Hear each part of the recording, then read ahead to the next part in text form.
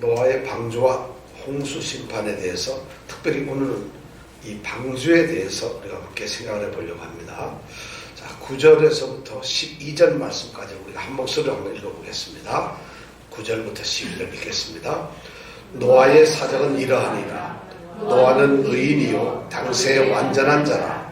그가 하나님과 동행하였으며 그가 세 아들을 낳았으니 셈과 함과 야벳이라.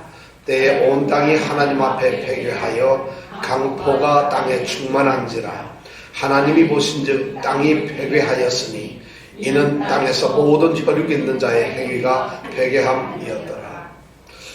지금 이 9절부터 12절에서 하나님이 세상을 이렇게 보고 계세요.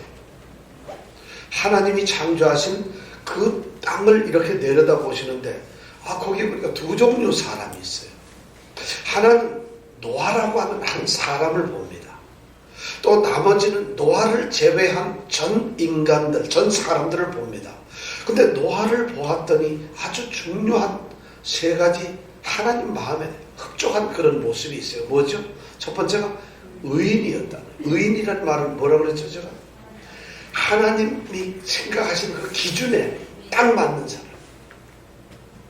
여러분, 하나님 기준이 뭔지 아세요? 하나님이 기뻐하시는 일만 하는 거고 하나님 말씀에 따르는 거예요.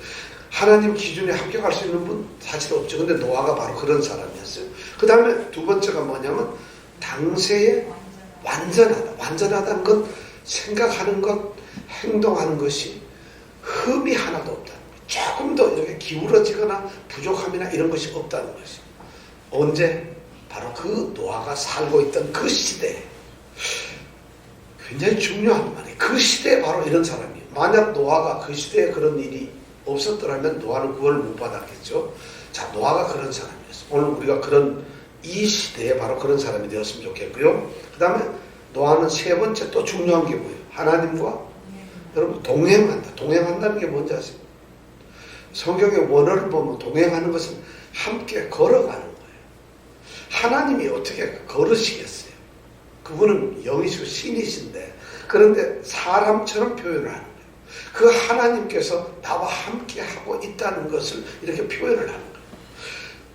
사실 이렇게 보세요. 이게 뭐 그림자는 아닌데, 정말 우리가 어떤 일을 하면서 생각을 하면서 일터에 있든지 아니면 혼자 집에 가만히 있든지, 솔직히 혼자 가만히 있으면 사람이 좀 추해지는 게 많지, 그죠? 엉뚱한 생각도 많이 하고, 그 모든 순간순간에 하나님이 옆에 계신다, 동행한다 하면 그분은 제가 보기에는 잘못을 할래야 할 수가 없어요. 여러분, 하나님 옆에 있는데 욕을 할 수 있어요? 나쁜 생각을 할 수 있어요?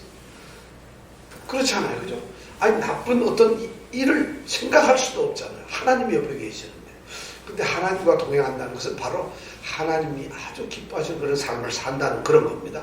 이런 사람이에요. 근데 이 사람에게는 아들이 3명 있다고 했죠. 바로 노아는 그런 사람이었는데, 세상 사람들은 어떤 사람들이었어요? 세상의 모습은 때에 온 땅이 하나님 앞에 패괴했다. 땅이 썩었다는 얘기예요. 사람이 썩었다고 하지 않고 땅이 썩었다. 패괴라는 건 완전 썩어서 흐물흐물해졌다는 것이죠. 땅이 왜 그렇게 썩었을까요? 사람들이 강포했기 때문에, 완악하고 좀 포악스러웠기 때문에, 사람들이 죄 때문에 땅을 다스리고 땅을 통해서 하나님께 예배해야 될 이 사람들 때문에 그만 땅이 그렇게 썩어버린 거예요.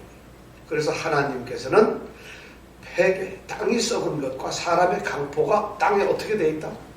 충만의 축복을 받았다는 거죠. 그래가지고 엉망이 되어버렸다는 거예요. 그래서 하나님께서는 지금 그런 생각을 지금 보셨어요. 하나님이 그걸 보셨어요.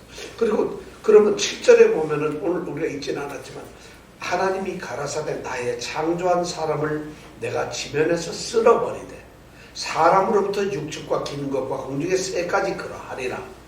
이는 내가 그것을 지었음을 한탄함이니라. 이렇게 하나님이 말씀을 하세요. 누구 보고 그런 말을 했을까요? 참말이에요. 노하고 하나님 스스로 그렇게 말씀을 해요. 하나님, 아이고, 내가 인간들 잘못 지었어. 이 인간들이 왜 내가 생각한 대로 살지 않을까? 이런 걸 하나님이 스스로 했어요. 그리고는 하나님께서 지금 노아에게 나타나시는데 13절에 보니까 드디어 노아에게 나타나셨어요. 13절 한번 같이 읽어볼까요? 하나님이 노아에게 이르시되 모든 혈육 있는 자의 강포가 땅에 가득하므로 그 끝날이 내 앞에 이르렀으니 내가 그들을 땅과 함께 멸하리라. 드디어 하나님이 그런 자신과 그런 말씀을 하시고 땅의 그런 모습과 사람의 그런 모습을 보시고는 노아에게 오셔서 노아에게 말씀을 하세요. 자, 노아는 하나님 말씀을 들을 때 하나님의 생각을 알까요? 모를까요? 모르죠. 그죠? 전혀 모르는 상태에 노아는 하나님께서 말씀을 하니까 어떻게 말씀을 하셨는지 몰라요. 나타나셔서 하셨는지 아니면 꿈으로 하셨는지 계시를 하셨는지 노아는 하나님의 음성을 듣는데 하나님께서 말씀하시는 게 뭐냐면은 지금 노아에게 말하면서 모든 사람들과 땅을 멸망시키겠다는 거죠. 여러분, 여러분들이 신앙생활 하는데 교회 지금 잘 다니고 이거 신앙생활 열심히 하고 성경 말씀도 읽고 기도도 많이 하는데 어느 날 하나님이 여러분들에게 가서 내가 이 땅과 세상을 멸망시켜버릴 거야. 이 말을 여러분 들으면 어떻겠어요? 막 꼬집어야죠. 이게 꿈이야 생시야. 아니 하나님 이거 하나님 음성 맞아? 아니 땅은 왜 망하고 사람은 왜 죽어요? 이럴 거 아니겠어요? 우리는 지금 이 성경을 읽고 믿음이 좋다 보니까 노아가 하나님 말씀을 듣고 세상을 멸망시키는 걸 듣고 있구나. 천만의 말씀이 이게 사실 쉬운 일이 아니에요. 이런 일이 어느 날 갑자기 그 하나님께서 이 땅에서 그런 것을 만약 노아에게 이야기했다고 하면 노아는 그 사실을 갖다가 믿을 수가 없어요. 왜냐하면 옆에 사람들이나 이웃들이 하는 짓이 좀 나쁘기는 한데 하나님이 이들을 지상에서 없애버린다. 이게 어떻게 생각이나 되겠어요. 그리고 하나님이 그건 말씀을 하면서 그런 게 어떻게 믿어지겠어요. 근데 하나님이 지금 그 말씀을 노아에게 하는 거예요. 13절에 보니까 야 정말 노아는 제가 만약에 저가 막 기도를 하고 있는데 하나님이 갑자기 계시를 주면 제가 막 정신을 차릴 거예요. 하나님 헛것이 모입니다. 엉뚱한 소리가 들리는데 이걸 막아주세요. 전 이럴 것 같아요. 왜냐하면 알 수가 없잖아요 사실. 근데 노아는 그렇지 않은 것 같아요. 그런데 하나님이 이 땅과 사람들을 다 멸망을 시킬 거다. 왜냐하면 그 끝날이 지금 하나님 앞에 이르렀다는 거예요. 끝날은 또 이건 난데없이 무슨 얘기. 하나님이 노아에게 끝날이라 그러는데 그 끝날이 하나님 앞에 지금 다가왔다는 거지. 하나님의 일, 하나님의 계획을 노아는 알 수가 없어요. 아무리 믿음이 좋아요. 제가 보기엔 오늘 우리나라 우리 전 세계에서 하나님의 이 일을 섭리를 알 수 있는 사람이 누가 있겠어요. 마지막 날을. 근데 노아에게 지금 하나님이 그런 말씀을 하면서 이유는 뭐냐? 멸하시는 이유가 딱 하나예요. 강포가 땅에 가득했다는 거죠. 죄를 너무 많이 지었다는 거예요. 그때 아마 노아는 그런 생각했어요. 하나님 정말 이거 죄 많이 지었을까요? 이 사람들 하는 거 보면은 노아는 자기와는 세상이 다르다는 걸 알았을 거예요. 그런데 하여튼 굉장히 죄가 많다는 거, 그리고 자신도 굉장히 힘들었다는 거, 이건 느꼈을 거예요. 바로 그런 노아가 왜 그러냐면 본인이 의인이고 흠이 없는 사람, 하나님과 동행을 하는 사람이기 때문에 죄가 관영한 그 세상에서는 자신이 이질적이고 이단화 같은 걸 느낄 거라는 것이에요. 그럼 우리가 이 세상을 살면서 여러분들 그런 거 느끼세요? 세상 사는데 일하러 갔는데 나는 왠지 모르게 달라. 나는 좀 굉장히 기회주의자. 이런 생각이 드는 건 몰라도 여러분 나는 이 죄 지은 사람들하고 나는 뭔가 달라. 왜 이 사람들 이럴까? 난 거룩하고 이런 생각이 혹시 드세요? 그런 생각 들 정도면 하나님께서 누구누구는 의인이고 당세의 흠은 완전한 자고 이렇게 말씀을 할 텐데 제가 보기 이런 말씀 들을 수 있는 사람이 있을지 모르겠어요. 근데 노아가 그걸 들었다. 그러니까 노아가 그런 말씀, 하나님이 딱 하는 말씀을 듣고 나니까 노아로서는 굉장히 당황됐을 거예요. 하나님께서 이 땅과 세상을 멸망시킨다. 죄가 너무 많기 때문에. 왜냐? 하나님의 날이 나한테 가까이 왔다. 이 말을 듣고 노아로서는 너무 두려운 상태인데 그 다음 하나님이 하시는 말씀은 더 놀라워요. 14절부터 16절에는 하나님이 노아에게 명령을 하시는데 무슨 명령을 했을까요? 자, 14절부터 16절 한번 읽어볼까요? 시작. 너를 위하여 방주를 짓되 그 안에 간들을 막고 역청으로 그 안팎에 칠하라. 그 방주의 제도는 이러하니 장이 300규빗, 광이 50규빗, 고가 30규빗이며 거기 창을 내며 위에서부터 한 규빗에 내고 그 문은 옆으로 내고 상중하 3층으로 할지니라. 하나님이 이 땅을 멸하시겠다고 말씀을 하고 난 다음에 그 다음에 바로 명령을 하는 게 뭐예요? 방주를 지으라는 거죠. 방주를 지으라. 하나님께서 방주를 지으라고 했을 때 여러분 또 그 상황, 우리는 성경을 너무 익숙하게 읽다 보니까 하나님 방주 지으라 그랬구나 이렇게 생각을 해요. 근데 그 상황으로 한번 돌아가 보세요. 지금부터 몇천 년 전인지는 모르겠어요. 사람들이 많은데 노아가 이렇게 하나님이 말씀해서 방주를 지어라. 노아가 방주가 뭔지 알았겠어요? 여러분 알까요 모를까요? 모르죠. 방주가 뭔지를 모르는데 방주를 지으라는 거죠. 그것도 왜 지어야 되는지. 왜냐하면 지금 하나님께서는 심판을 뭘로 하실 거라는 걸 얘기를 안 하세요. 아직은 그냥 방주를 지으라는 것이 느닷없이. 그런데 방주를 언제까지 어떻게 왜 지어야 되는지 전혀 모르는 거예요. 그런데 하나님은 지금 방주를 지으라고 하는 거죠. 자, 하나님께서는 그 방주를 지으라 하는데 요 전에 말씀해 보면은 그 사람의 때가 120년이라 그랬거든요. 그 말씀은 뭐냐? 120년 동안 지으라는 거예요. 120년 동안 내가 사람들이 회개하고 돌아올 수 있는 시간을 줄 텐데 그동안에 너는 방주를 지으라는 거죠. 지금 누가 살지 모르지만 적어도 노아가 이 말씀을 이렇게 들어보면 지금 여기 말씀을 보면 14절에서 16절까지는 누가 방주에 들어갈지 방주는 뭔지 이런 걸 전혀 알 수가 없는 것이에요. 지금 보니까 그죠? 왜냐하면 이 용도가 뭐예요? 어떻게 해서 문을 만들고 뭘 만들고 만들라 하지만 뭐에 쓸 거라고는 얘기를 지금 안 하시잖아요. 그죠? 그런데 하여튼 노아는 무조건 이 방주를 만들어야 되는데 하나님께서는 이 방주를 어떻게 만들어야 되는가를 지금 말씀하고 계세요. 여러분 노아 그러면 뭐가 생각나죠? 방주. 방주하면 뭐가 생각나요? 홍수가 생각나요. 그러니까 노아와 방주, 홍수.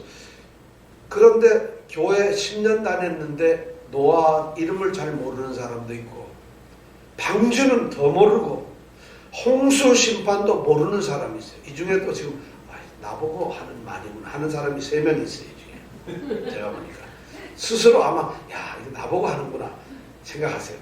왜냐하면 우리가 성경을 잘 모르는데 오늘 우리가 방주와 홍수에 대해서 아주 심각하게 생각하는 거예요. 왜냐하면 지금 노아에게 나타나신 하나님은 이 세상의 마지막 사람이 바로 노아가 된다는 거예요. 다 죽인다는 거죠. 그리고 새로운 세대의 사람이 노아가 된다는 거예요. 엄청난 선언을 하는 거예요. 우리 이 자리에 있는 중에서 한 사람만 살리고 다 죽는다고 해보세요. 여러분 그 말을 들으면 어떻게 믿어지겠어요? 지금 하나님이 그 말을 하고 있는 거거든요. 자, 방주를 짓는 모습을 우리가 한번 생각해 보는데 하나님이 어떻게 방주를 지으라고 했는가? 오늘 말씀을 한번 볼까요? 자, 방주라는 것이 뭐냐? 방주. 방주란 말은 이 히브리 말로 테바라고 하는 말이에요. 테바라고 하는 말인데 이건 뭐냐면 생긴 게 어떻게 생겼을 것 같아요? 방주. 여기 방주를 지어야 하는데 어떻게 생겼을 것 같아요? 원? 나서는. 자, 여기 보세요. 방주는 우리가 배 하면 이렇게 돼가지고 물에 이렇게 잠기잖아요. 이렇게 돼가지고 여기 배가 위에 가판이고 이렇잖아요. 그죠? 가판이고 이렇게 배가 돼 있지. 그죠? 배 한 번도 안 보셨어요? 근데 이 방주는 어떤가 하면 밑이 평평해요. 그래서 직사각형으로 이렇게 돼 있는 거예요. 직사각형으로. 밑에가 평평해요. 그러니까 방주 그림 그리려면 되게 배를 이렇게 그려가지고 뭐 받아치고 이렇게 그리는데 절대 그게 아니에요. 방주는 직사각형으로 평평한 직사각형이에요. 이걸 직사각형으로 이건 배를 무슨 배라 하냐면 거룻배라고 그러거든요. 거룻배 들어보셨죠? 뗏목 같은 거, 뗏목. 그냥 밑에 바닥만 있어가지고 다 짐을 싣는 그런 배를 만들라는 거예요. 그러니까 하나님은 지금 이 방주를 지어라 하는 것이 뭐냐면 바로 그런 배를 지으라는 거예요. 평평한 바닥 위에 바닥에다가 나무를 깔고 거기에다가 직사각형으로 올리라는 거예요. 그걸 방주라고 그러는 거예요. 그러니까 여러분 방주 생각을 무슨 엔터프라이즈, 군함, 항만, 무슨 여객선 이렇게 생각하면 안 된다는 거예요. 근데 제가 보면 이 중에서도 13명이 그렇게 생각을 하고 있어요. 방주 그러니까 평평한 이런 짐을 싣는 게 아니고 무슨 어디 배 타고 유람선 타고 크루즈 가는 걸로 착각을 하는 거예요. 방주가 어떻게 생겼다면 직사각형으로 된 평평한 짐 싣는 배다. 이걸 꼭 머릿속에 기억해 두셔야 돼요. 그런데 요 방주라는 요 말이 성경에 보면 딱 여기만 쓰였는데 또 한 군데 딱 한 번 쓰인 데가 있어요. 어디에 쓰였는가 하면 출애굽기 2장 3절에 쓰였어요.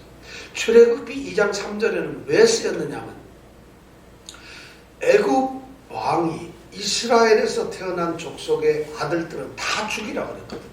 그런데 어떤 한 이 히브리인의 가정에서 아들이 하나 태어났는데 이 아들을 죽일 수가 없어가지고 나일강에다가 나무 상자, 갈상자라죠. 갈대 상자. 그걸 만들어서 아이를 거기에 넣었어요. 그 사람이 누구죠? 야, 이거 7명이 알았습니다. 이거 얘기할 때 5명이 모르고 있었어요. 아직까지. 이 갈대 상자를 만들었다는. 요 갈대 상자가 바로 요 방주하고 똑같은 단어예요.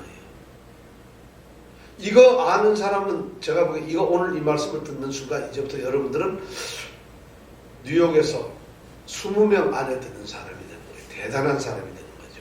근데 방주가 바로 뭐라고? 그 갈대 상자. 그러니까 이 공통점이 뭐예요? 반드시 구원을 해야 될 사람, 그리고 구원을 하면 그 사람이 다른 사람을 구원할 사명을 가져야 될 사람이 물로부터 구원을 받는 것이 바로 방주라는 것이죠. 그렇죠? 근데 노아는 이 방주를 통해서 온 인류를 구원하는 시조가 될 것이지만 모세는 누구를 구원하게 될까요? 방주에서 이스라엘 선택된 백성을 구하는 거예요. 이것이 방주는 그러니까 굉장히 중요한 의미를 가지고 있어요. 어떤 거냐? 구원받을 사람은 방주에 들어간다. 그 다음에 구원을 받되 그 사람은 모든 다른 사람을 또 구원할 사명을 갖는 사람이 구원한다. 이것이 중요한 문제였어요. 그래서 두 군데 쓰여있어요. 그런데 이 방주라는 말이 다른 데 보면 성전교회나 언약교회를 얘기할 때도 이 단어가 쓰이는데 그거하고 의미가 조금 다릅니다. 자, 그러니까 방주는 직사각형으로 돼서 짐을 싣는 건데 그렇게 되다 보니까 짐을 싣다 보니까 속력을 낼 필요가 없어요.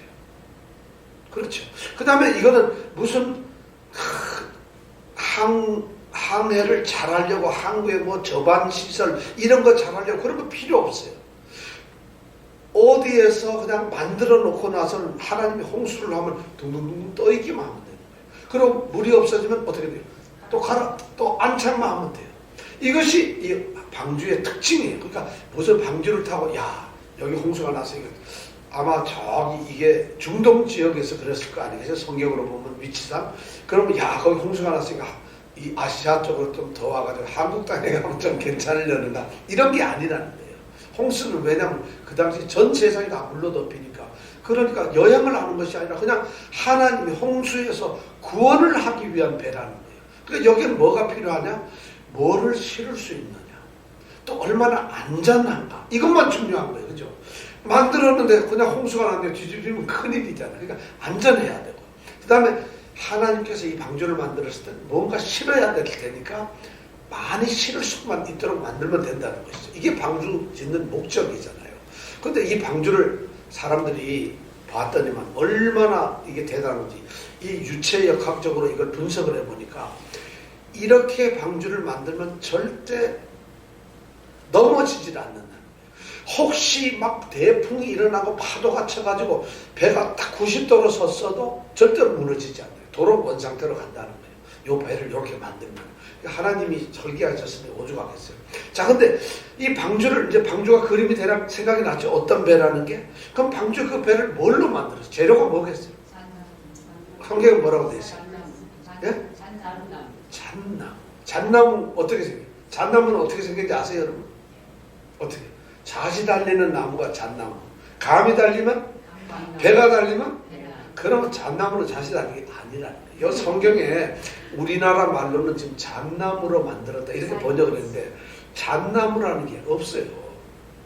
그런데 우리는 성경 퀴즈대 하면 꼭 방주 무슨 나무로 만들었지 하면 잣나무 하는데 이 중에서 2명은 또 보나마나 이거 보고 잣나무 그러는데 실제로 성경에 보면 요 나무 이름이 고페르라고 하는 나무예요.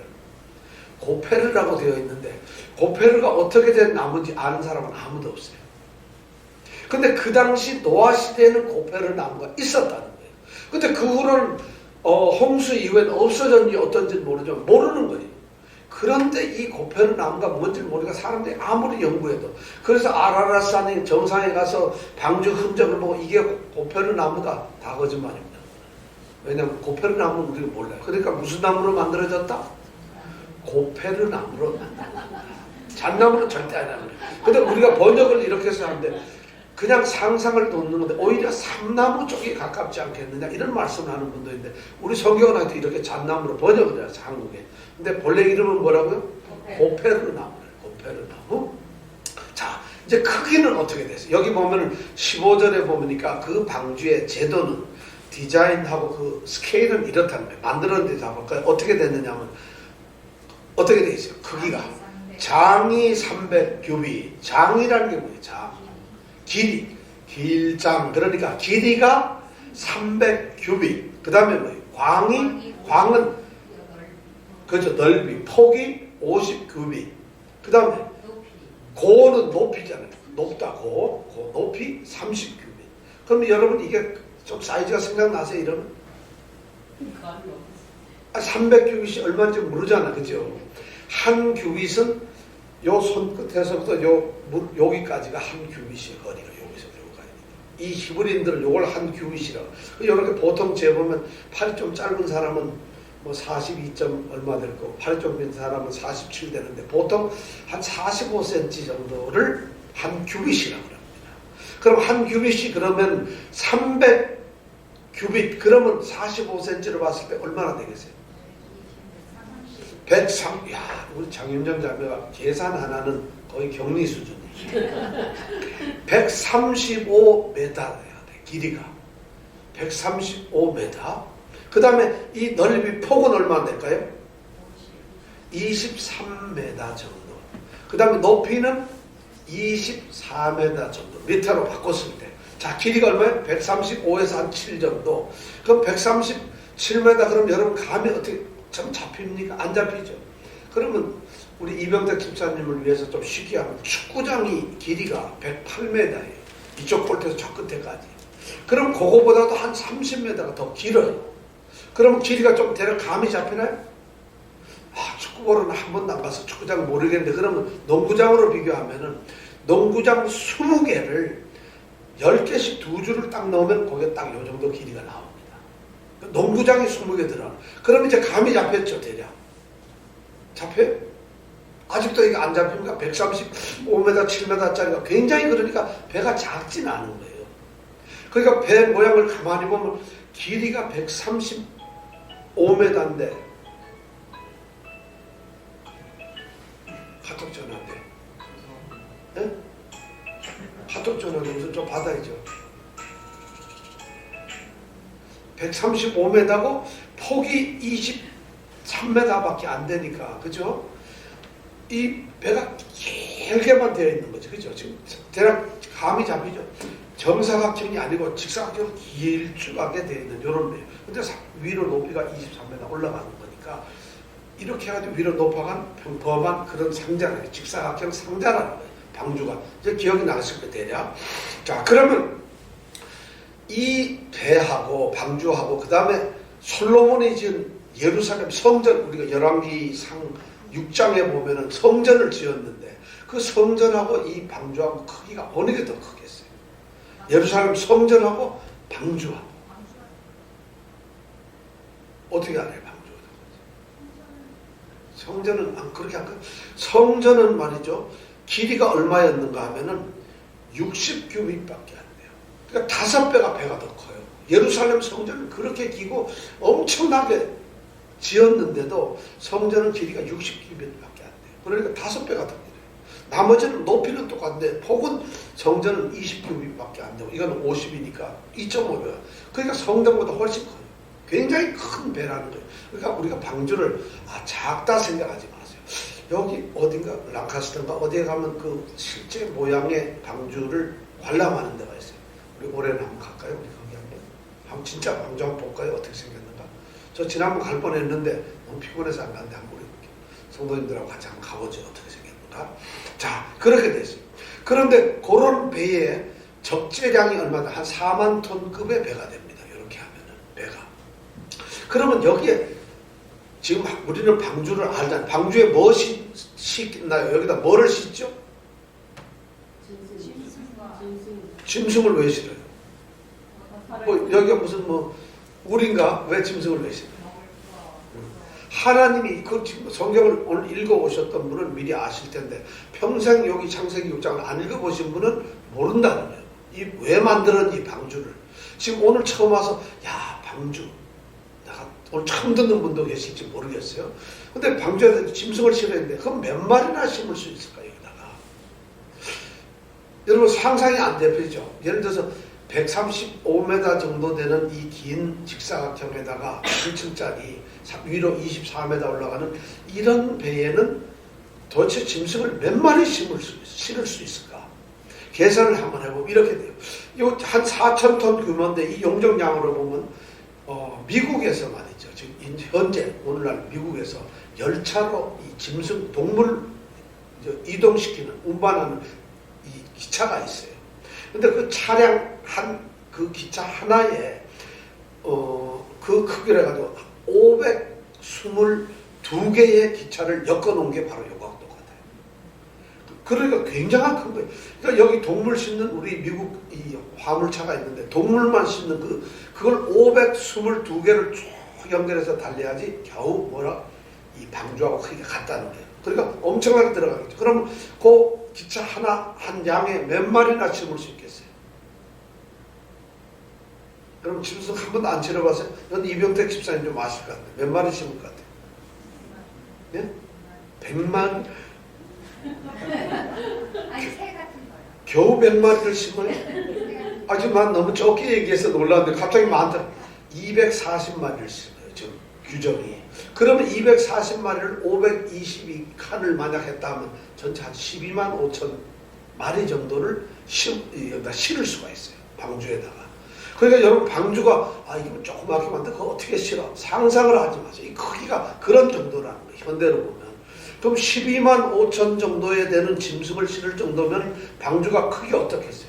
그것도 3층이니까 대단하시겠죠. 자, 대단합니다. 이렇게 돼 있고, 자, 구조는 어떻게 되니까 3층으로 돼 있죠. 근데 한 30규빗이니까 한 층이 몇 규빗이 될까요? 10규빗이 되겠죠. 10. 그럼 10규빗은 높이가 얼마? 4m 50, 20이 아니라 4m 50, 4m 50, 4m 50 이렇게 되겠지, 그죠? 자, 4m 50짜리를 짓는 거예요. 근데 거기에 보니까 오늘 14절에 보니까 잣나무로 너를 위하여 방주를 짓되 그 안에 뭐를 만들어요? 그 안에 뭐를 만들라고 되죠? 성경에 보면 14절에 뭐라 되죠? 그 안에 뭐를 만들라고요? 간들을 만들어라. 간. 이 간이라는 게 뭐냐면 칸이에요. 거기가 간이라는 게 히브리 말로 칸이라고 되어 있는데, 그러니까 거기다 파티션을 쳐서 칸막이를 만드는 거예요. 왜?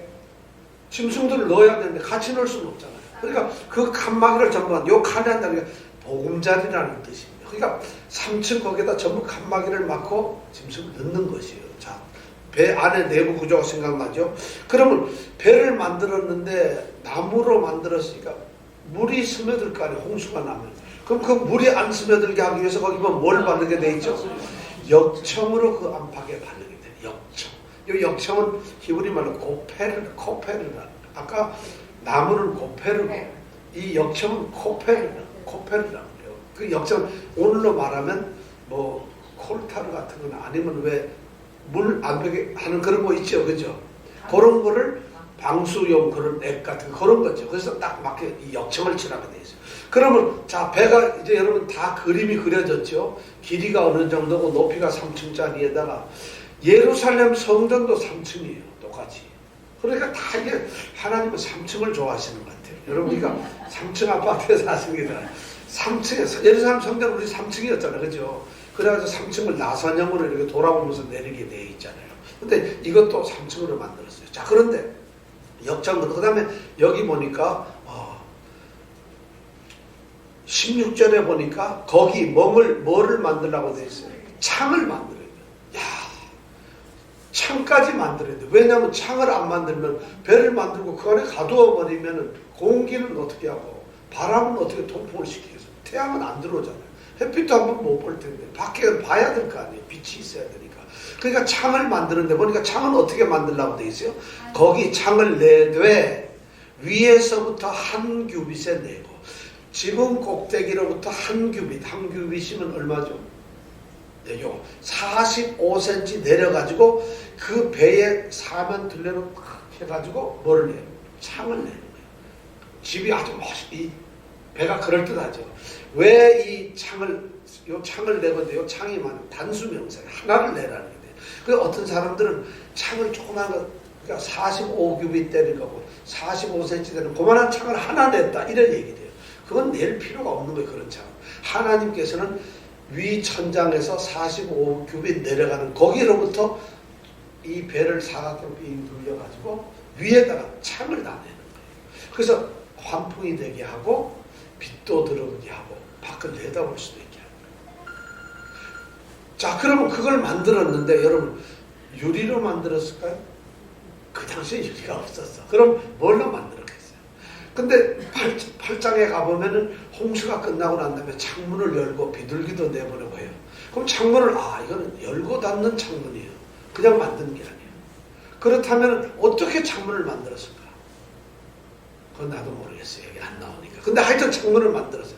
근데 비가 이제 홍수가 나잖아요. 그럼 거기가 뚫렸으면 어떻게 돼요? 그러니까 위에 천장이 있겠지. 그렇죠. 여기 보면 천장이 이렇게 그 창문을 가리게 돼 있죠. 그러니까 창문을 위를 가리면은 비가 들어올 리가 없죠. 왜냐면 배는 위에 떠 있으니까. 밑에서 유리 솔라 들어가진 않잖아요. 그죠? 그러니까 아마 거기는 뚫려 있지 않았겠느냐. 그럼 아니면 나무로서 이렇게 듬성듬성해서 보게 했을 거다. 창문을 만들었다. 자, 이 창문을 그 다음에 또 보면 뭐를 만들었어요? 그 다음에 보면 16절에 보면 한 규빗에 내고 그 다음에 그 문은 옆으로 내고 상중하 3층으로 할지니라. 또 문을 만드는데 문은 몇 개나 만들었겠어요? 문도 꽤 들어가서 만들었다면은 물이 너무 셀 거예요. 그러니까 문은 그런데 옆에 측면 옆에다가 딱 하나만 만들어요. 문 하나만. 그래서 배 안으로 들어가고 나오는 문은 하나밖에 없어요.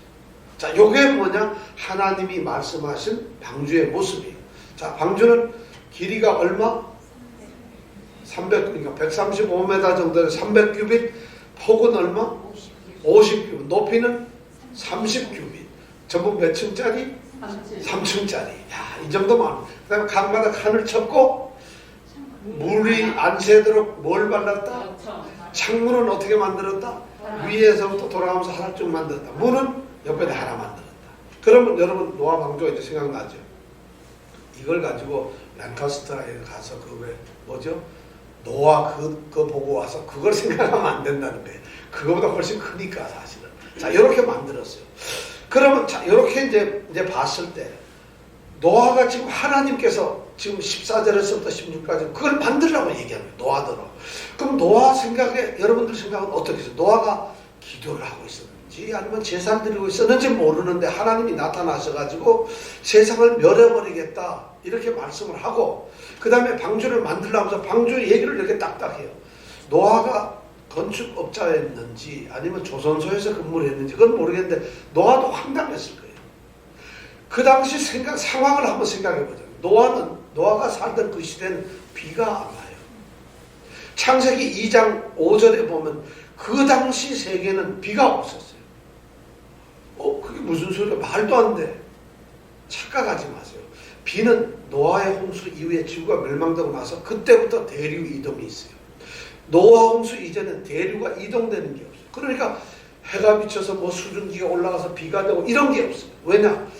위의 궁창과 아래 궁창이 가려져 있기 때문에 이 위의 궁창이 태양으로부터 오는 열을 다 막아버려요.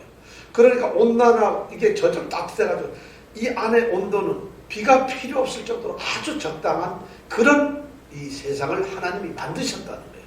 그러니까 비가 올 필요가 없어요. 그런데 자, 비가 안 오는 세상에서 하나님께서 배를 지으라 그랬어. 여러분 이거 황당하죠. 이 하나님이 도대체 뭐가 잘못됐을까? 거기다가 그 배를 짓는데 나 말씀을 들어보니까 120년 동안 시간이 아직도 있다는 거야. 그럼 얼마 동안 지어야 돼요? 노아가 혼자서 120년 그 배를 지어야 되는 거예요. 나중에 자기 자식들이 또 짓겠죠. 그 다음에. 그런데 이 명령을 세상에다 얘기한 게 아니라 노아에게만 만들어요. 그 노아는 아마 그때서부터 고민이 무지문지했을 거예요. 이거 내가 만들어야 되는데 혼자서만 120년 동안 난 배를 만들어야 돼. 이 배가 어떻게 될 것인지 아무것도 모르는 거예요.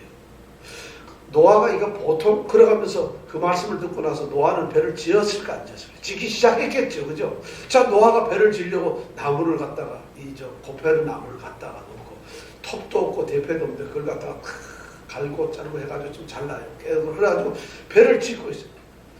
사람들이 그 당시에 친척, 이웃집 사람들 노아 집안 빼놓고 다 망했으니까 친척도 많았습니다. 사촌들도 있었을 거고, 그죠? 왜냐면 형제들이 너무 많은데 그 사람들이 보고 노아를 뭐라고 그랬겠어요? 미쳤다. 이거는 굉장히 좋은 말이죠. 이거 미쳤다 그런 거는 괜찮은 건데 아마 말하기 곤란할 정도의 엄청난 조롱, 비웃음, 뭐 별소리를 다 들었습니다. 사람들이 왜냐하면은 차라리 그렇게 하게 하는데 무슨 땅을 파고 음막을 짓는다 그러면 참 햇볕가리가 지혜롭구나 이럴 텐데 배를 만든다는 것이에요. 난데없이. 그럼 노아가 아마 엄청난 일을 했어요. 그런데 그러니까 바로 히브리서 11장 7절은 이렇게 기록하고 있어요. 믿음으로 노아는 아직 보지 못하는 일에 경고하심을 보지 못한 일에 대해서 미리 하나님의 경고를 들었다. 그것을 받아 경외함으로 방주를 예비하여 그 집을 구원하였다. 히브리서 11장 7절에 이렇게 말합니다. 베드로 후서 2장 5절에는 옛 세상을 용서치 아니하시고 오직 의를 전파하는 노아와 그 7 식구를 보전하시고 경건치 아니한 자들의 세상에 홍수를 내리셨다. 이렇게 말합니다. 그러니까 노아는 지금 그렇게 하면서 뭘 하냐? 경건치 아니한 자들에게 의를 전파하시, 복음을 전하고 있는 거예요. 뭘 전했겠어요? 세상이 이제 멸망이 온다. 세상이 죽는다. 세상은 심판받고 너희들 다 죽는데 이제 내가 방주를 짓는데 빨리 하나님께로 돌아오라. 이거 사람들이 들었을 때 110년 동안 들었으면 듣고 회개한 사람이 있었을까 없었을까? 아무도 없었다. 이 복음이라는 게 참 제가 보면 이 상황이 어떻게 보면 대단한 상황이 아무도 안 그런 거예요. 예수님께서도 이 상황을 어떻게 얘기하시냐? 마태복음 24장 37절에 보면 이렇게 됐어요. 예수님께서 이 세상의 종말에 대해서 예수님이 말씀을 하신데 노아의 때와 같이 인자의 임함도 그러하리라. 홍수 전에 노아가 방주에 들어가던 날까지 사람들이 먹고 마시고 장가들고 시집가고 있으면서 홍수가 나서 저희를 다 멸하기까지 깨닫지 못하였으니 인자의 임함도 이러하니라. 하나님 말씀입니다. 예수님께서 말씀하신 게 예수님께서 다시 재림하러 오실 때 똑같이 노아 때와 같이 아무도 모른다는 거예요. 먹고 마시고 놀고 장가가고 시집가고 아주 일상생활을 그냥 전혀 깨닫지 못한다는 거예요. 지금 굉장히 그런 얘기를 이 노아의 홍수를 통해서 마지막 경고를 하고 있어요.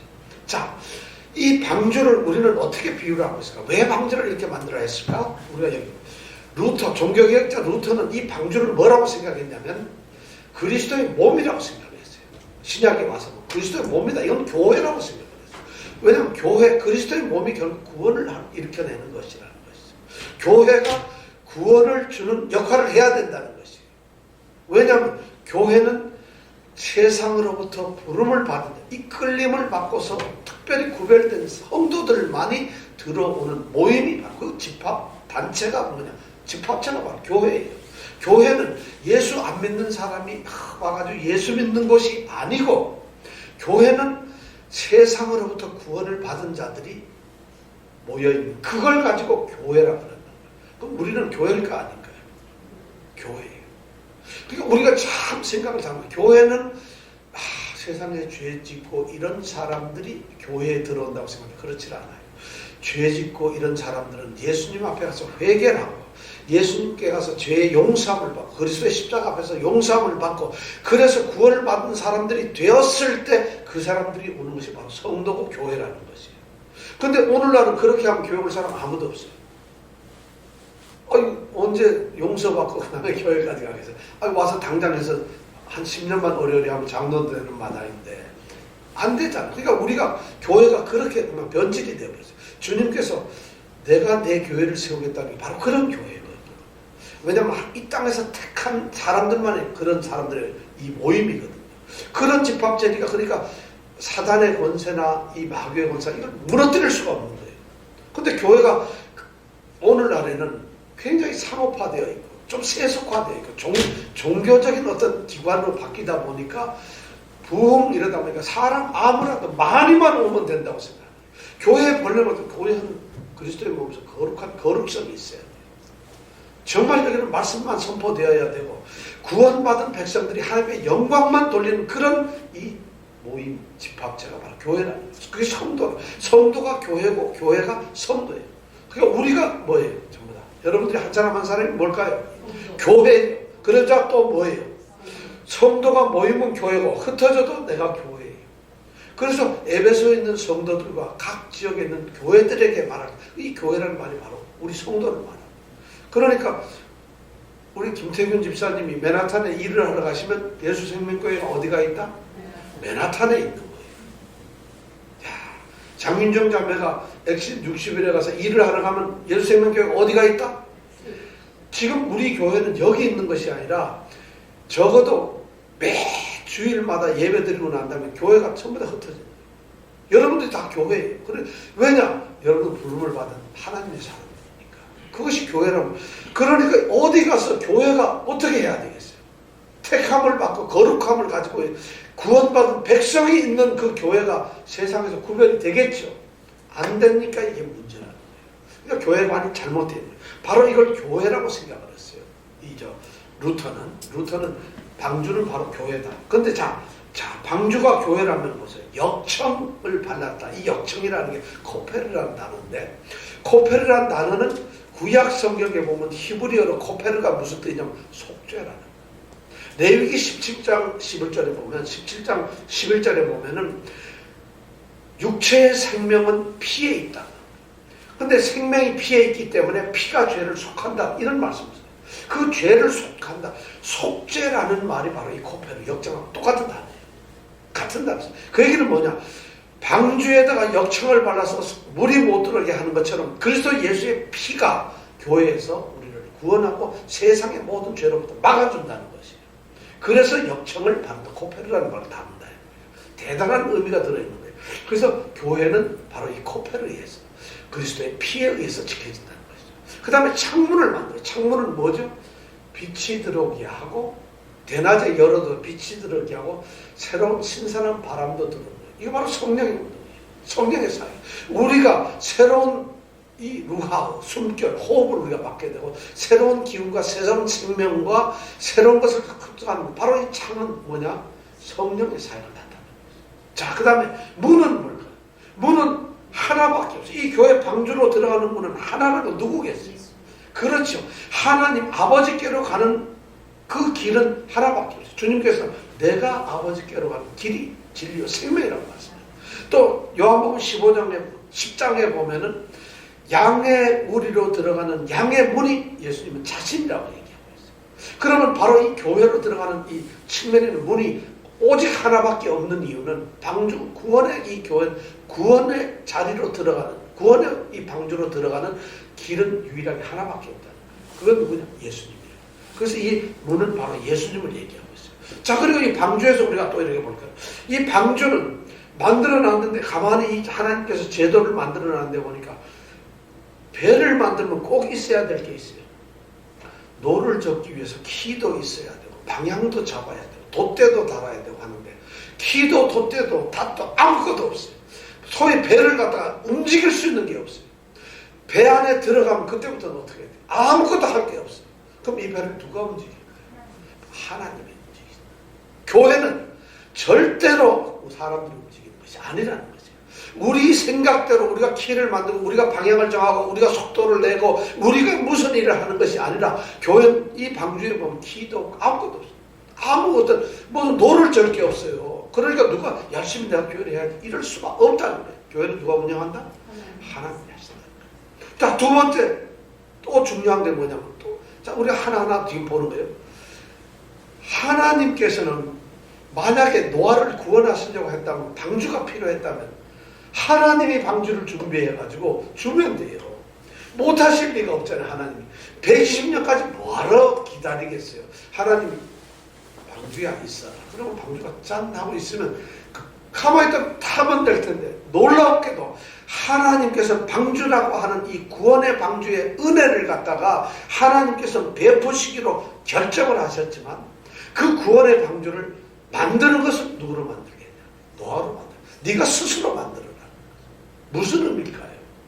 구원을 얻고 구원을 얻는 교회를 세우시는 하나님의 뜻과 하나님의 어떤 작전과 교회에 대한 하나님의 모든 길 계획이 있지만은, 하나님은 그 교회를 세우고 그것을 이끌어가서는 그 계획을 누구를 통해서?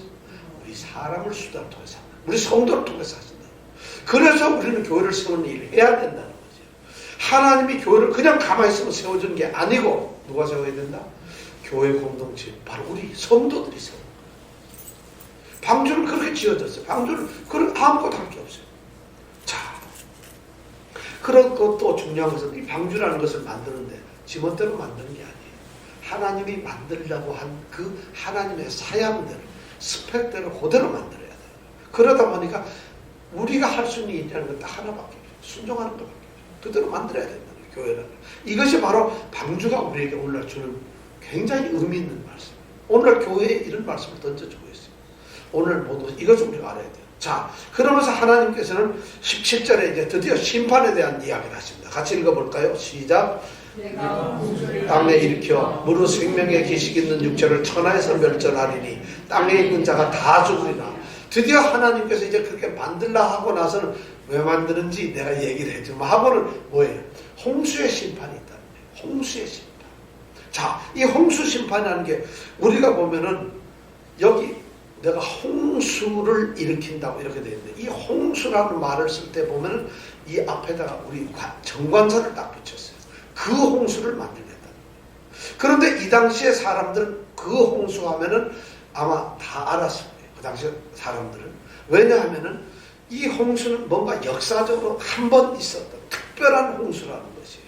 그렇지 않으면, 그래서 이 홍수는 어떤 것이냐? 전 세상, 온 세계를 완전히 물로 덮어버리는, 세상을 완전히 멸망시키는 그런 홍수라. 어떤 지역에 홍수가 범람해서 예를 들어서 아시아에만 왔다든가 예루살렘에만 비가 왔다든가 이런 홍수가 아니에요. 우리가 착각을 하면 큰일 나는 거예요. 이 홍수는 역사적으로 단 한 번 있었던 바로 그 홍수인데 온 세상을 덮어버려요. 그러니까 하나님의 홍수를 뭐예요? 심판을 하기 위한 것이지 어느 지역에 여기 뭐 비를 막 쏟아 넣어가지고 하는 게 아니라는 거예요. 그러니까 홍수는, 그러니까 이 홍수는 여행을 할 필요가 없죠. 세상이 다 물바다인데 어떻게. 그러니까 세상이 물바다로 들어간다는 얘기는 다 멸망을 시킨다는 거예요. 그게 홍수예요. 그래서 하나님께서는 이렇게 홍수를 하시면서 이 심판에 대해서 아주 중요한 얘기를 하고 있어요. 하나님께서는 직접 심판을 하시겠다고 저희가 얘기해요. 하나님이 심판자가 됐다는 거예요. 실제로 내가 홍수를 땅에 일으키겠다는 것이에요. 바로 내가 이 일을 하겠다는 것이에요. 내가. 하나님께서, 그러니까 심판자라는 건 누구냐? 이 세상에 하나님께서는 마지막 날에 심판자로 오신다. 예수님께서 심판자라는 얘기예요. 그러니까 심판은 다른 사람이 아니라 하나님이 하신다. 이걸 분명히 17절에 얘기하고 있고, 또 뭐냐면 그 다음에 보니까 홍수를 일으킨다는 거죠. 여기 보면 내가 하는데 그 홍수를, 바로 그 일을 내가 하겠다는 거예요. 홍수, 심판은 반드시 있다는 것이죠. 오늘 우리에게 들려주는 말씀이 이게요. 하나님은 우리 세상을 심판하시는데 반드시 심판을 하신다는 거죠. 그런데 그 다음 말씀이 또 뭐예요? 땅에 있는 자가 다 죽으리라. 심판의 결과는 뭐냐? 전부 죽는다는 거죠. 전부 죽는다는 거죠. 왜? 심판은 죽어요. 그런데 심판이 아니고 우리처럼 구원을 받은 자는 영생의 부활을 하니까 우리는 심판을 안 당하는데, 죄를 진 사람은 반드시 하나님께서 심판으로 마지막 날 다 멸망을 시키겠다고 하나님이 17절에 분명하게 선언을 해놓고 있어요. 노아 홍수는 우리에게 지금 그걸 합니다. 그런데 18절에 가면 하나님은 심판을, 17절에는 지금 누구를 살리겠다는 얘기를 한마디도 안 하세요. 속으로는 노아만 살리겠다 해놓고 나서는 지금 아무도 얘기를 안 하죠. 13절에 보니까 내가 땅을 멸망시키겠다. 너는 방주를 만들어 하고 그 다음에 홍수로 하겠다. 17절까지 하고 나서 누구를 구하겠다는 말을 안 하는데 18절에 드디어 하나님께서 누구를 구원할 건가를 얘기를 하십니다. 18절 한번 같이 읽어볼까요? 시작. 그러나 너와는 내가 내 언약을 세우리니 너는 내 아들들과 내 아내와 내 자손과 함께 강성하게 들어가. 드디어 하나님께서는 드디어 이걸 얘기를 하시는 거예요. 자, 하나님께서 구원할 사람은 누구라고요? 노아 한 사람. 참 대단합니다. 왜 노아를 구원하실까요? 노아는 의인이고 완전한 자고 또 뭐예요? 하나님과 동행하는 자. 여러분 꼭 기억해요. 그러니까 하나님이 노아를 살리는 거예요. 근데 노아를 살리는 이유는 하나님께서는 전 이렇게 하나님은 그 당시에 홍수 심판을 주면서 전부 다 없애버리면 돼요. 하나님께서 아무 의미가 없잖아요. 그리고 새로 사람 만들면 돼요. 아담 만들듯이 또 사람 하나 만들고 그리고 새로 세상을 시작하면 되잖아요. 어차피 땅도 명했는데. 그런데 하나님은 노아를 살리십니다. 왜냐하면 하나님의 택하신 자, 하나님이 구원할 자는 반드시 구원하신다. 구원의 약속을 주시는 거예요. 그러니까 노아 같은 사람은 반드시 살 수가 없어요. 살 수밖에 없어요. 어떤 세상이라 하더라도 하나님께 의인인 사람, 완전한 사람, 그리고 하나님과 동행하는 사람은 반드시 하나님이 구원을 하신다는 것이에요. 멸망을 시켜도. 그러니까 우리가 심판날 때도 우리는 어떻게 된다는 거예요? 우리는 어떻게 됩니까? 자신 있게 얘기해 보세요. 우리는 어떻게 됩니까? 구원 받을까? 하여튼 받게 되겠죠. 우리가. 그런데 굉장히 왜 하나님은 그래 노아를 살리시냐면 창세기 3장 15절 말씀대로 뱀의 후손과 여자의 후손 얘기를 하는데 여자의 후손이 뱀의 머리를 깨뜨릴 것이고 너는 바로 뱀의 후손, 그 사탄의 세력을 물리칠 그분, 여자의 후손인 예수 그리스도 메시아의 이 오심을 갖다가 이미 약속을 하셨기 때문에 하나님께서 창세기 3장 15절 그걸 약속을 하셨기 때문에 하나님의 언약은 폐기가 될 수가 없어요. 그러니까 하나님은 새로 보내는 것이 아니라 바로 노아라고 하는 후손을 통해서 보내시겠다는 거예요. 왜냐하면 만드신 사람을 위해서. 그래서 노아를 살리시는 거예요. 그런데 여기 보면 노아만 살리는 게 아니라 누구예요? 너는 내 아들들과 내 아내와 내 자부들과 함께 살아. 노아 한 사람, 자부들이나 아들이 신앙이 있었는지 없었는지 그 사람들도 정말 의인이었는지 그건 우리는 모르겠어요 사실. 그러나 분명히 구원은 개인이 구원을 받는 것이지 나라가 단체로 구원받거나 어떤 도시가 단체로 구원받는 건 절대 아닙니다. 어떤 교회가 예수생명교회 있기 때문에 너무 좋은 교회라서 구원을 다 시킨 거 이게 절대 아닙니다. 절대 아니라는 거예요. 뉴욕 소망성결교회가 너무 좋은 교회이기 때문에 그 교회에 있는 사람은 무조건 다 구원한다가 아니에요. 왜냐하면 구원은 하나님과 1대1의 문제예요. 그러니까 어느 좋은 데가 있기 때문에 구원당하는 게 아니라는 거예요. 자신의 믿음. 노아가 그랬는데 여기 보면 노아와 집안 하나님께서 다 구원하십니다. 노아는 이 말을 딱 들어보면 노아는 집안에서도 믿음의 본이 되었구나. 그래서 성도 그 집안이 온전한 믿음을 가졌구나 하는 부분은 그렇게 생각할 수밖에 없어요. 그렇지 않으면 집안을 구원할 수가 없어요. 그래서 바울 사도가 빌립보에 가서 감옥에 갇혔다가 간수보고 했던 말이 뭐죠? 16장 사도행전 16장 31절에 보면 주 예수를 믿으라. 그리하면 너와 내 집이 구원을 얻으리. 이 말씀은 바로 여기에서 다 이거 성경 말씀이 전부 연결되어 있어요. 근데 문제는 사도행전 16장 31절에 그 말을 모르는데 이걸 어떻게 알겠어? 그죠? 그걸 알아야지. 이거 집안으로. 그러니까 성경 말씀을 우리 오늘 많이 공부를 해야 된다는 얘기죠. 자, 그렇게. 근데 저는 이 구원의 말씀을 하나님이 보면 노아와 내 아들과 내 자부와 내 아내. 그래서 8명이죠. 아들이 3명이니까 자부까지 하면 6명. 그 다음에 아내하고 자기니까 몇 명? 자, 놀라워요. 그 당시에 인구가 몇 억은 넘었을 거예요. 제가 지난번 계산해 드렸죠. 아마 수십억이 됐을 텐데 어떻게 사는 사람이 8명밖에 안 되냐. 구원을 받는 사람이 8명밖에 안 되냐는 것이에요. 여러분 좀 하나님이 그냥 노아만 특별히 사랑한 걸까요? 다른 사람도 있는데 안 돼. 배도 작고 안 돼. 8명 보면 이랬을까요? 그럼 이 말씀을 그대로 보면은 구원을 받을 만한 사람은 8명밖에 없다는 거예요. 하나님께서 구원을 하실 수 있는 사람이 8명이라는 얘기예요. 하나님은 8명 외에는 구원을 얻을 자격이 아무도 없다는 거예요. 자, 그 수십억 중에서 8명이라면 이 중에서는 몇 명이 구원을 받으셨어요? 비례가 아니니까 우리가 다 받죠. 그거는. 그죠? 우리는 다 받는데 정말 구원을 받는다는 건 심각한 문제입니다. 여러분 이 말을 들으면 저는 막 두려워지는 거예요. 8명밖에 구원을 못 받는다. 방주에 들어간다. 이스라엘 백성들이 출애굽할 때 60만 명이 나가는데 가나안 땅에 살아서 들어간 사람은 2명밖에 없다. 어떻게 2명밖에 없냐? 다 광야에서 죽느냐는 거예요. 택하신 하나님의 백성이고 너는 내 백성이고 나는 너의 하나님이 될 거고 너는 너의 하나님이 돼서 너의 앞길에서 내가 인도를 하겠다. 너는 나의 백성들이다. 이스라엘 택하신 나의 택하신 백성이다 하고 그 백성이 이스라엘인데 그 이스라엘이 애굽으로부터 종에서부터 60만 명이 전부 다 구원을 받았잖아요. 그런데 어떻게 약속의 땅 가나안에는 2명만 들어가? 그들이 범죄했기 때문에 광야에서 도저히 가나안에 들어갈 자격이 없는 거예요. 구원이라는 것이 여러분 우리는 그냥 너무 이 신앙생활을 단순하게 생각하고 예배당 가면 뭐 그냥 구원 받는 걸로 착각하지 마세요. 구원이란 쉽지 않은 거예요. 그래서 8명밖에 안 된다는 거죠. 자, 그 다음에 구원을 받아야 될 그 다음에 이제 생명들은 어떻게 할까요? 방주를 지어놔서 거기 뭐를 넣을까? 방주에 뭔가 실어야 될 거 아니겠어요? 뭐 전기공사 하는데 연장 싣는 게 아니고 이 방주에는 뭐를 싣을까? 자, 19절서부터 21절 한번 한 목소리 읽어볼까요? 시작. 혈육 있는 모든 생물을 너는 각기 암수 한 쌍씩 방주로 이끌어들여 너와 함께 생명을 보존케 하되 새가 그 종류대로 육축이 그 종류대로 땅에 기는 모든 것이 그 종류대로 각기 둘씩 내게로 나오리니 그 생명을 보존케 하라. 너는 먹을 모든 식물을 내게로 가져다가 저축하라. 이것이 너와 그들의 식물이 되리라. 자, 2가지를 얘기하시죠. 동물들을 다 암수 2개씩 넣으라는 거예요. 각 종류별로. 그러니까 종류별로 다 넣으라는 거. 그 다음 2번째는 그 종류들하고 노아 식구들하고 먹을 식물을 넣으라는 거예요. 자, 식물을 넣는데 얼마 동안 먹을 걸 넣으면 될까요? 홍수는 얼마 동안 그 배 안에 있어야 될까요? 그것도 모르겠어요. 얼마나 있어야 될 것 같아요? 네?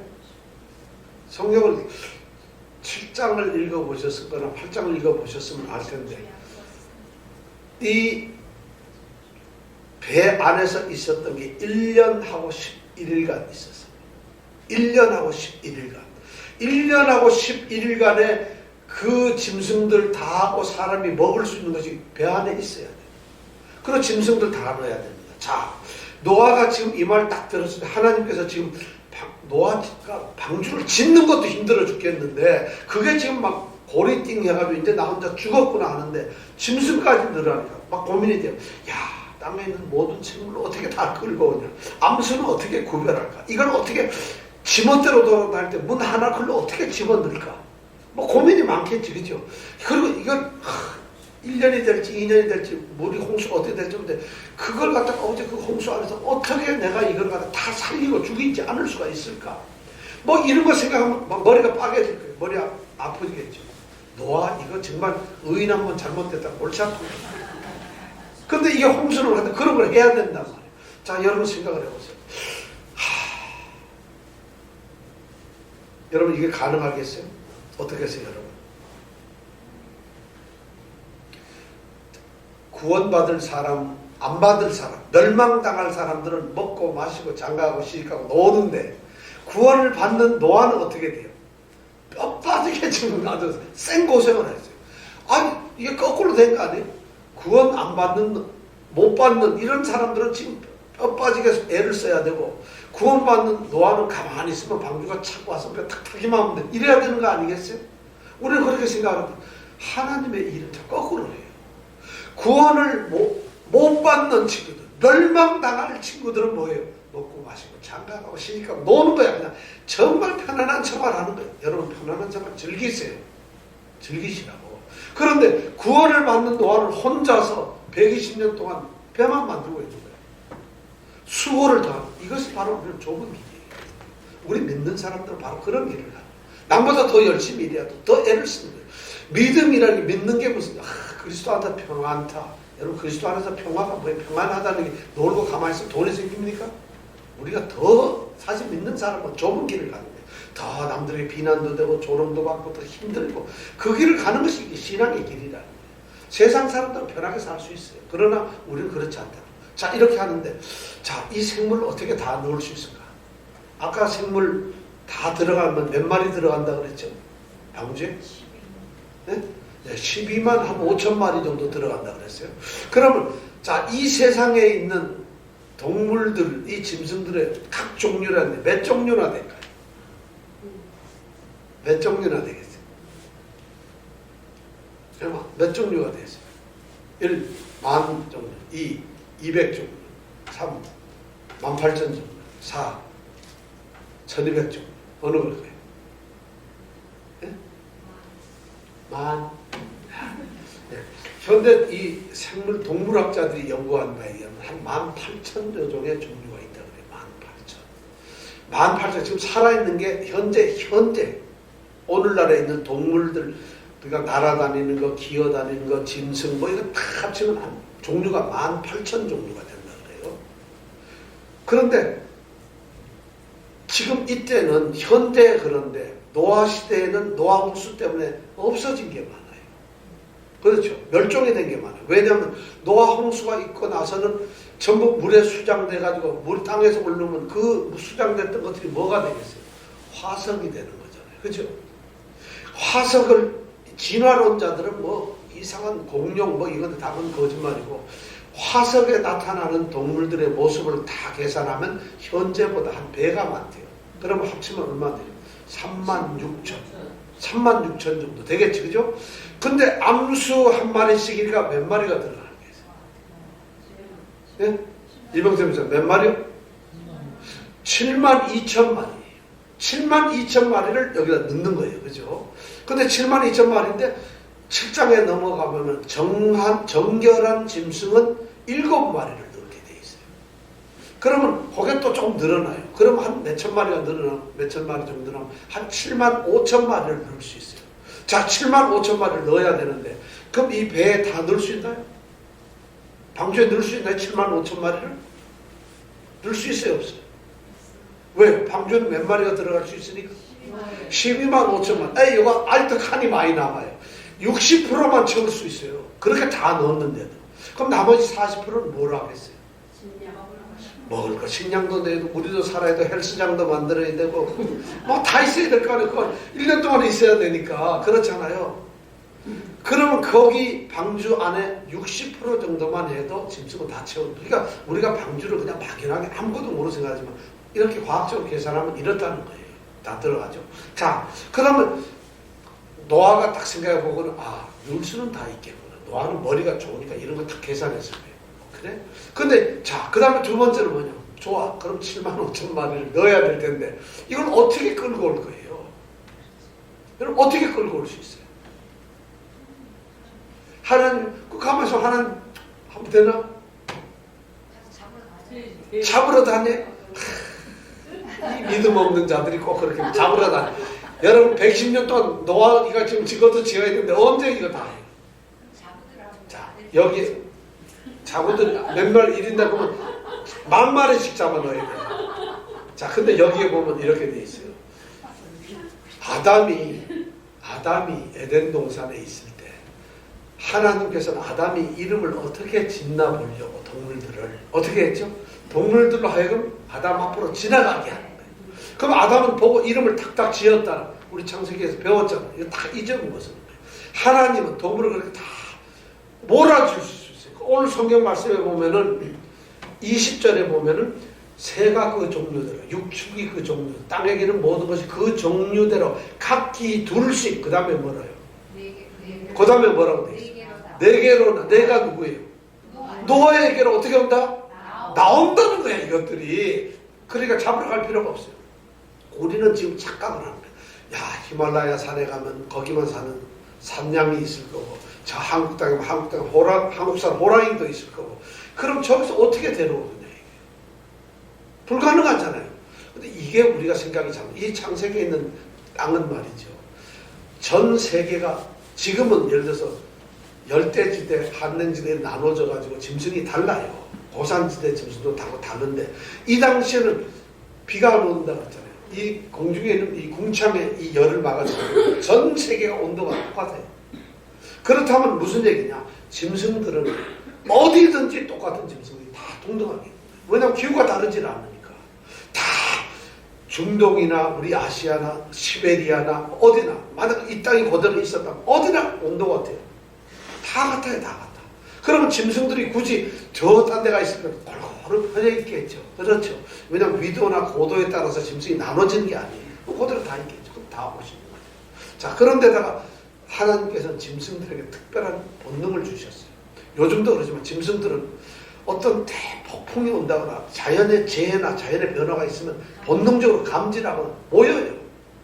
야, 하나님은 아마 이때 이 일을 예비하시며 짐승들에게 그걸 주신 것 같다. 그럼 짐승들이 홍수가 올 것 같다 막 알면은 이 짐승들이 어떻게 하겠어요? 살려면 모여야 되겠죠. 그래서 하나님은 내게로 나올 것이다. 얘기를 하는 거예요. 그러니까 이게 얼마나 이 성경 하면서 너무 과학적이고 맞는 거예요. 우리는 이걸 그냥 대충 읽으니까 모르지만 한 단어 한 말씀이 하나님의 지혜고 전부 다 그렇게 나타나요. 자, 그럼 다 모을 수 있지, 그죠? 자, 걱정할 것도 없죠. 그 다음에 또 하는 거 있어요. 그런데 1년 동안 그러면 이 방주 안에서 어떻게 살겠어요? 전부 다. 그 짐승을, 여러분 짐승이 1년 동안 그 안에 방주, 우리 안에서 어떻게 살 수 있겠어요? 살 수 있겠어요? 아, 그럼 일주일 살면 아마 냄새 때문에 죽을 거예요, 그죠? 7만 5천 마리가 그 안에서 여러분 어떻게 살아요? 이것도 지금 우리 생각이에요. 이렇게 제가 동물학자는 아니지만 우리 생각이에요. 왜냐하면 동물들이라는 거죠. 겨울잠을 자잖아요. 동면이라는 게 있죠. 동물들은 모든 동물들은 그런 본능이 있어요. 어떤 특별한 상황이 되면 동면에 들어갈 수가 있어요. 쉽게 해서 먹는 것도 안 먹을 수도 있고 그냥 잠을 자면서 안 움직일 수 있어요. 그게 최장 1년, 2년 가요. 근데 동물들에게는 그런 본능이 있다. 우리는 그렇게 절대, 우리는 코마가 돼버리지. 그게 불가능한데 동물들은 가능해요. 그게 자연도 동물의 본능이 있습니다. 그러면 동물들이 그렇게 해서 방주에 넣고 하나님이 딱 넣고 나서 노아야 걱정하지 마라 이러고 나서는 동물들을 이렇게 해버리면 어떻게 돼요? 동물이 어떻게 되겠어요? 들어가요. 다 자는 거예요. 음식 별로 들어갈 것도 없어요. 그러면 냄새가 날까 안 나? 먹지도 않고 똥도 안 싸는데 무슨 문제가 있겠어요? 동물들에게는 바로 이 겨울잠을 자는 동면 이 본능이 있다는 거예요. 그래서 괜찮다는 거예요. 이거 과학자들이 그렇게 연구를 해서 그렇게 발표를 하는 거 얘기를 하는 거예요. 제 얘기가 아니에요. 그러니까 자, 노아에 뭐 걱정할 게 하나도 없죠. 하나님이 다 뭐라도 하죠. 그죠? 그 지네들이 알아서 와. 그렇죠? 그렇지. 그 다음에 충분히 들어갈 수 다 있어. 거기다가 넣어놔도 자기 손 하나 갖다가 안 하는데 이것도 다 비실비실 자는데 뭐. 어떻게 보면 깨있으면 그거 조금 넣는 데고 그렇잖아요. 그리고 거기 보면 뭐 큰 놈은 큰 놈대로 작은 곤충도 있고 별게 다 있잖아요. 그럼 노아 홍수는 아무것도 문제가 없다. 이렇게 하나님은 신비한 일을 하셨어요. 그럼 이렇게 하나님께서 지금 모든 것을 다 이야기해 놓으니까 노아는 어떻게 해야 될까요? 구원을 받기 위해서 22절에 보면 아주 중요한 말씀이 있어요. 자, 마지막 절 한번 읽어볼까요? 시작.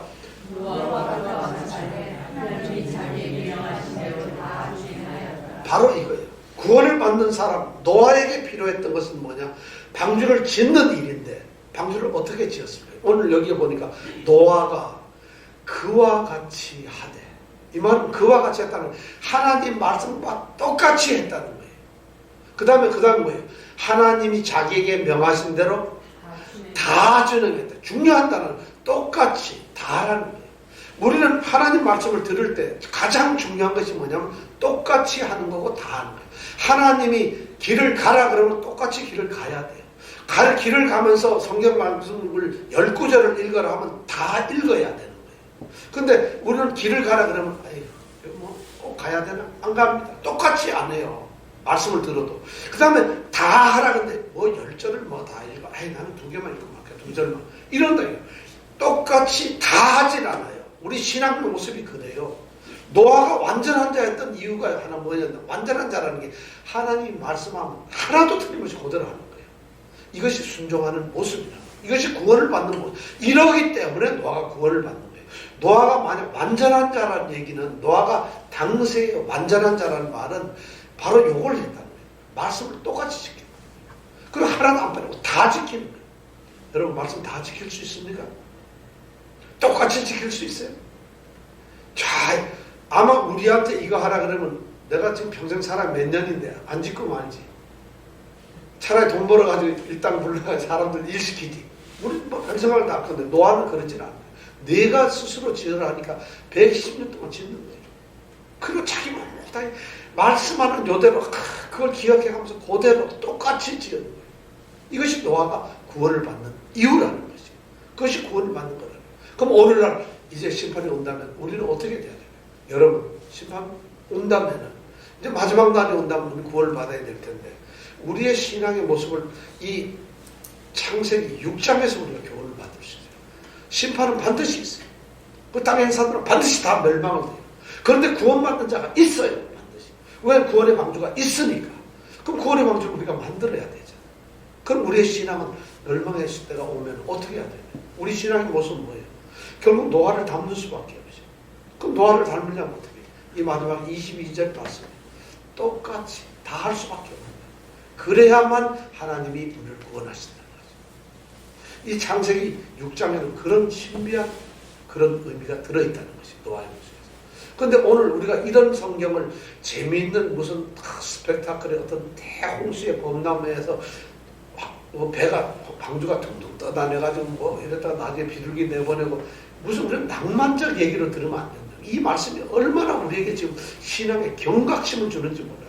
너무 중요한 얘기를 하고 있는 거예요. 교회가 어떻게 해야 되느냐, 교회가 어떤 모습을 가져야 되고 우리는 어떤 신앙생활을 해야 되냐 하는 것을 우리에게 들려주는 거예요. 그렇다면 이제 7장에서 우리가 홍수는 그럼 어떻게 될까? 다음 주에 홍수에 대해서 말씀하겠습니다. 자, 홍수에도 연구를 또 진지하게 해가지고 홍수에 대해서 우리가 바로 알자. 심판은 어떻게 올까? 자, 이것을 우리가 한번 생각하겠습니다. 오늘 말씀하셔서 기도하겠습니다.